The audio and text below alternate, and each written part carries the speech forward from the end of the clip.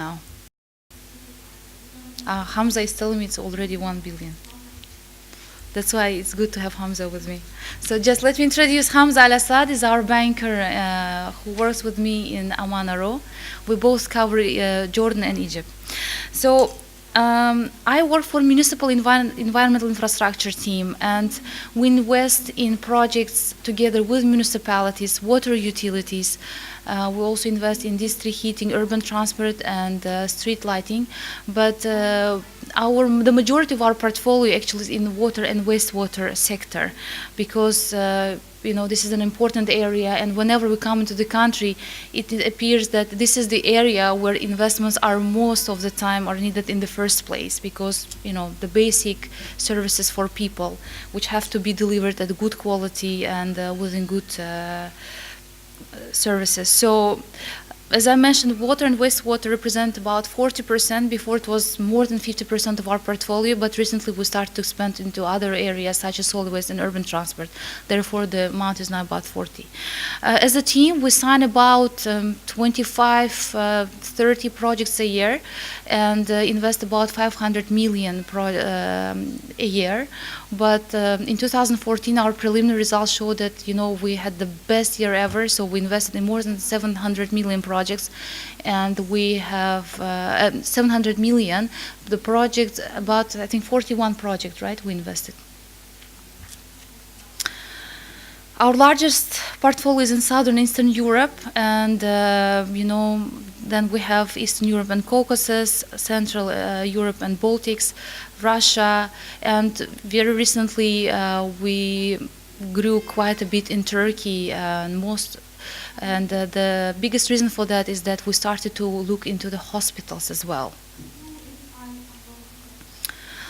I'll just skim through these slides. Basically, the key areas where we focus are, we call them pillars, decentralization, commercialization, environment.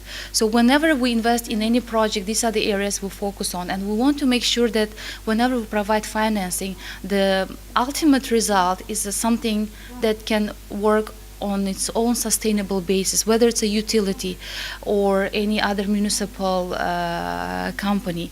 So whenever we invested into the water or wastewater company, what we made sure is to look ultimately how that company would work after our financing program is finalized.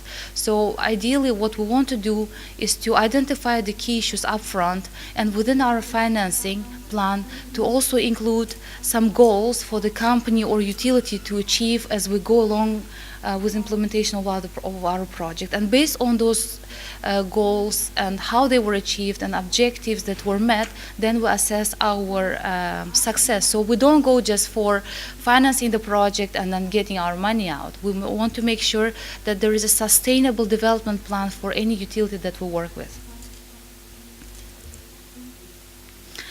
We provide various loans in various forms, and it could be sovereign-backed loans if the utilities cannot afford our financing on their own.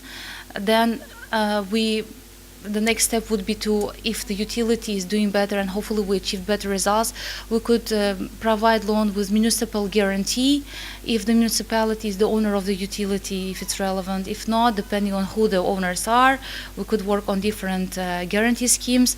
But ideally what we want to do is to move away from the sovereign-backed financing into utility-based financing, meaning that without really having recourse to a third party, so that utility is strong enough to perform on its own and attract financing and service the debt. And of course we also work with private sector, so we can finance private sector participants through different forms, including PPP and concession financing. What's good about our team is that we invested about 6 billion so far since we were established, but at the same time we attracted almost 5.5 billion of grant co-financing or commercial co-financing, which means that for every euro that we invested, we attracted some other financing, leveraging our financing packages more to make sure that the the funding that we put in place is affordable for people as well, so that you don't need to go for extreme tariff increases to start with. Tariff increases are important, and we always go for them, and we try to promote them, but there are cases when the affordability issues are really prevailing, and that's why we have to make sure that we combine our financing with other forms of financing, including grant co-financing. This is just an idea of what, approximately our loan financing parameters. So we provide loans as small as 10 million and, up to 200 million and more. But 10 million is not a minimum requirement. Last year, we invested in a project with a private company, which was 400,000 into energy efficiency of the pumping stations, because it was a very good project. And these are the projects that we would like to look at whenever there is the focus area is to make sure that the water resources are used sustainably, as well as energy resources. As I mentioned, different security packages, from sovereign guarantees to having almost non-recourse loans, and we also offer long maturities, 15, 18 years, and could be more if these are concessions. We provide support in the PPP structures to local authorities by, providing grant funding and hiring consultants to carry out tenders, to advise on general EBRD policies, to make sure that, the projects are implemented smoothly and with all necessary help that the government may need. And with the bidders, we help them with pre-bidder dialogue, and also we provide financing directly to the bidders, so that we are aware of the private sector risk, and we're happy to take that risk. I know that this session was supposed to discuss about some regulatory and benchmarking practices, and I thought I would just briefly mention our very successful experience in Romania. In Romania, we worked since the bank was established, in 1991, and our first deals were provided on a sovereign basis, and this is what's happening across the region. We know that in Jordan, in Egypt, Morocco, Tunisia, many utilities are not yet able to afford the financing, to attract the financing on their own, so inevitably the sovereign backing is required. But we also know that in many of the countries, getting the sovereign backing is quite an issue because of the budgets being overstretched. So our preference is to move away from those structures. It doesn't mean that we don't do that. We do, but we see it as the perhaps basic form of our engagement, on which we want to develop and build up, so that then the companies ultimately can afford to work on their own. And we're not saying that it's either sovereign-backed loans or PPP straight away. What we mean is that we would like to help the water utilities, which are owned by the government, to become commercial, to be able to operate on a sustainable basis on their own. I see some smiles over there, but trust me, it's possible. It takes time, but there should be quite a strong regulatory support and government support, and there are many ifs and musts for this to happen, but that's possible, and that's what we managed to achieve not only in Romania but across Eastern Europe. So basically, in Romania, we invested in more than 64 projects, and the majority of them, 80%, were in the water sector. So we have quite a good experience of blending our financing with EU grant financing, because Romania was EU recipient country to start with, then it became a full EU member country, and EU made many grant resources available. And unfortunately, as in many countries, Romania on its own, the water sector, they couldn't absorb this funding. And it's a paradox, because it's free money, but the companies and the ministries, they were not very efficient in utilizing it, and EU was not very happy about it.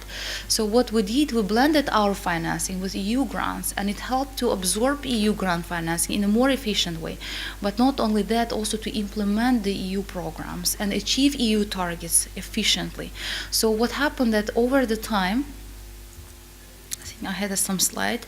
You know, this slide shows the water companies in Romania. I took only 5, but with more than 20. These companies worked under different programs and frameworks with EBRD, where EU funding was provided.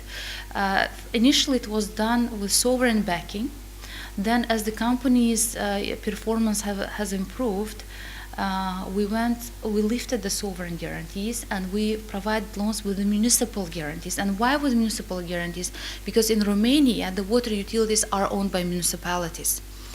And then, ultimately, yes, it took us more than 15 years, but we're very proud to say that the most recent financing that we provided to water companies has no guarantee from a third party, and it's a non-recourse financing. So if you see the same companies, they benefited from different structures which were appropriate at the time for each company, and now they're operating quite well and efficiently. So this is the most recent EU co-financing program that EBRD invested in together with the EU. So we provided about 330 million. The amount itself is not that big, but the grant funding, constituted up to 75% of the total project cost for each company. So, for this program, which was around 1 billion, 1/3 was a EBRD loan, and the 2/3 were grant co-financing. So on the benchmarking, so what we did was the EU co-financing program, the recent one that I mentioned to you, is that within our program we said, okay, there is EU targets that companies have to meet in terms of environment, in terms of water quality, wastewater quality, but we would like to do something more. We'd like to go beyond that. We have to do something that would actually facilitate a dialogue among the utilities, but also not a dialogue sharing the experience, but also thinking about how to improve further. How do we compare to each other? How we look, compared to the utility in the capital, which is usually doing better, as we know. So we thought, what should be the way to approach that? And we thought about this benchmarking process. As a basis for the benchmarking process was taking the ideas that were developed by European cooperation for benchmarking. And but they had to be adapted a little bit because they were not most of the criteria that were used were applicable for Romania. And we hired the team of very good consultants, and within the team that was on the EBRD side, benchmarking criteria were developed, which were relevant for Romania. And it was quite a lengthy exercise, I have to tell you. It wasn't an easy task to do, because first, identification of the benchmarks, what's relevant, what would make sense, what would be applicable in the regional context. And sometimes what happens is that the directors of certain utilities, they don't want to have this benchmarking because then their company may not look that well compared to others. So what criteria to use so that nobody feels offended, and how to, sometimes how to simplify the process, because most of the time the benchmarks, you can come up with 300 benchmarks, but you cannot really monitor 300 benchmarks, or you cannot have the information supplied on time, which is very essential for this task. Therefore, about 20-25 benchmarks were identified for the Romanian program, and now the consultants are working with utilities on data collection. These slides are more of the intro into how the benchmarking is done, and in the ideal world, but it's not what was exactly implemented in Romania. I included this slide just for the general information. So basically the idea is that you can have a basic approach to the benchmarking, slightly more advanced and very advanced. But I guess for our regions, what makes sense is to have things very simple and keep simple and make sure that they're possible to implement, because unfortunately what happens quite often is that there is grant funding that is dedicated to certain tasks. People do things, everybody's excited, then there is a consultant report and nothing moves beyond that. So the most important thing is to, whatever we're doing, in terms of benchmarking or regular approaches, whether it makes sense for this current region, and what is the way to make sure that is done easily for all participants. Because you cannot have consultants for 20 years working with each company. You cannot, you can develop templates, but if the templates are too complicated, they will be not used, or if they're used, there will be too many mistakes to be able to, get out sensible conclusions out of the templates. So basically, that's what I wanted to tell you about our experience in Romania in terms of benchmarking. These are our contacts, and I'm very happy to answer any questions you may have.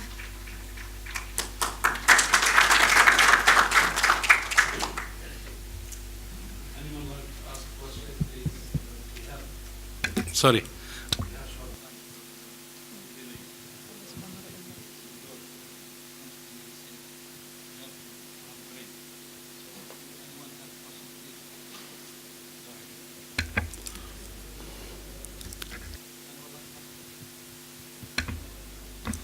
Well,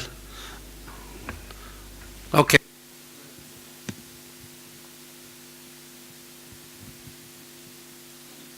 Okay, thank you for the presentation. My name is Mohammed Abdel Ghani. I'm from Egypt.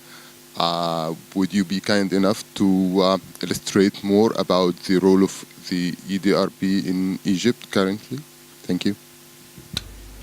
Thank you so much for your question. We have started in Egypt very recently, so I think it has been like 2 years since we started to look into the water and wastewater sector. And so far, we are very proud to tell you that on, I think, the 29th of December, we signed our first wastewater project in the area of Kafr Sheikh. It's a sanitation project, and the idea of the project is to make sure that that wastewater that goes out into the sea is of a better quality. So the loan was provided to the country, to the government, and will be on land to Kafr Sheikh. And we're hoping with this first project we will be able to implement better standards for the wastewater quality that is currently in Egypt, and it's very low, to say the least. So we have some other projects that are being under preparation, PPPs in the wastewater sector as well as Abu Rabash, and we're hoping that it will be successfully concluded, hopefully maybe by the end of this year.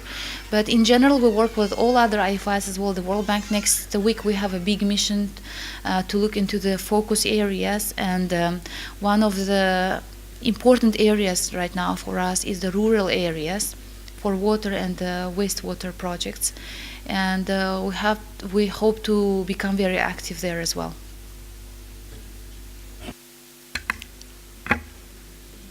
Well, okay, go ahead. The last question, because we're already late.